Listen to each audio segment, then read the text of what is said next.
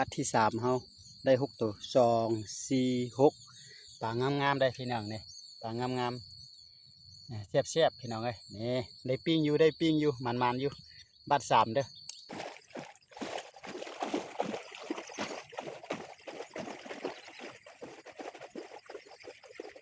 พอได้ปิ้งอยู่พี่น้องนี่ได้ปิ้ง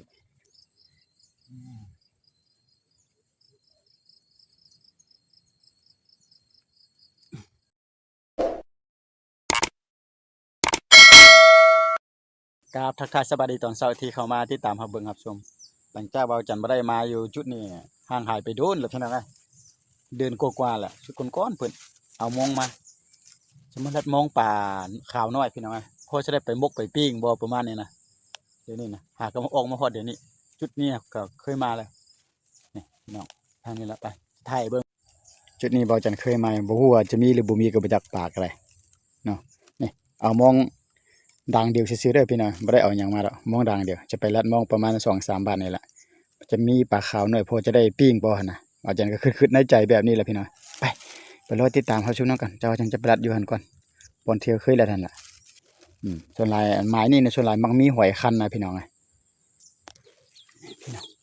บนนี่แหละสำคัญเฮาจะใส่นะนี่จะอ้อมเอาปลาหญ้านี่พี่น้องก็บ่ว่าเขาเจ้ามาหาก่อนหรือบ่มาหาบ่อาจารย์ก็บ่ฮู้เลยจะใส่อยู่นี่ก่อนบาดทำอิฐนะพี่น้องไปพี่น้องบ่มีคนจับกล้องเด้อพี่น้องเอาจันมีแต่ตั้งกล้องไว้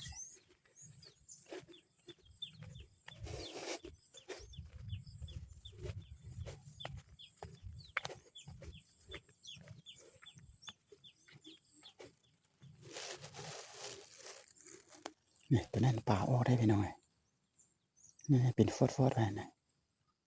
ปลาออกกัน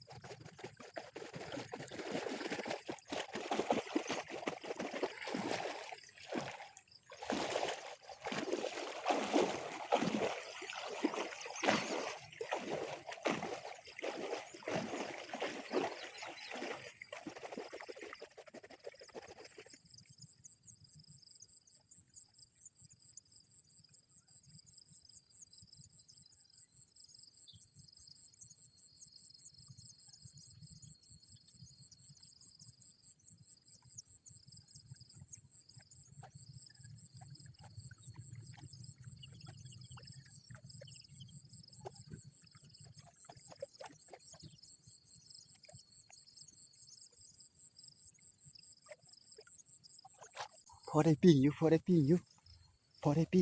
น้องนี่ได้ปิ้ง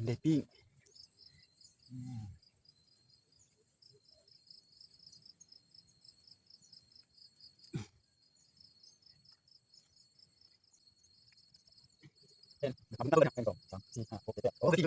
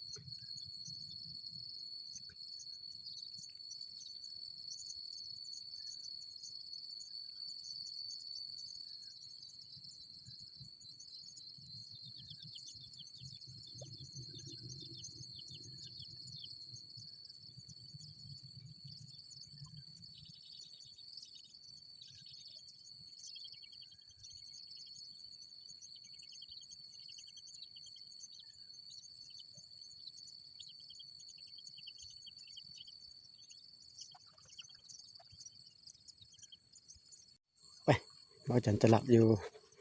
ในนี่บาทนึงก่อนลัดอันนี้ตันไปอยู่พุ่นล่ะแล้วไปไล่อยู่พุ่นนี่มึงแม่ป่านี่มันก็ออกอยู่ได้พี่น้องจะลัดตัวนี้ไปก่อนลัดตัวนี้ไปตกใส่อยู่กองกลางข้างไปเด้อมันป้าเอากองป้านี่แหละ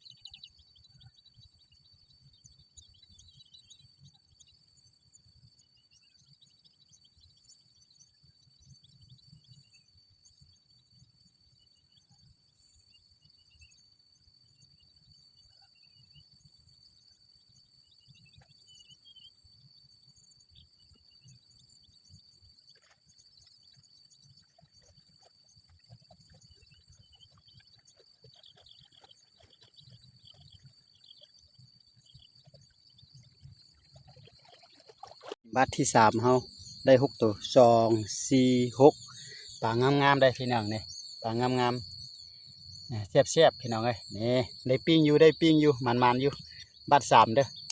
เดี๋ยวไปรัดอยู่บ่ที่บาทเองไปก่อนมื้อนี้หั่นเอาปลาออกก่อน4ดิบาทที่4ได้ปลา2ตัวโอ้2ตัวก็ยังดีได้พี่น้องยังใครก็บ่ได้จักตัวนี่ อีบ่นี่เนี่ยพี่น้องปลายังบูนะอยู่นี่นะมันชอบกินปลานะจ้าจ้าจ้าจะเป็นปลาคอบางเถอะนะหรือปลาดุกแล้วปลาคอเบาจันจะใส่มองไปวันนี้ก่อนใส่ตื้นๆเนี่ยก็สไลด์นะพี่น้องไงโอ้บาดนี้พี่น้องได้ลายอยู่นี่พี่น้องเบาจันบูฮู้นี่เต็มนี่นี่ได้กินอยู่นี่เบาจันใส่อยู่บนนี่นะมันป่าจับมันออกอยู่ในมันแสดงว่าป่ามันข้างอยู่ในป่าหญ้านี่เบาจันใส่ทางโน้นหรอบ่ถึกนี่บาดนี้นี่พี่น้องแต่ว่าตอนใส่บ่ได้ถ่ายมาขออนุญาตเก็บปากก่อนพี่น้อง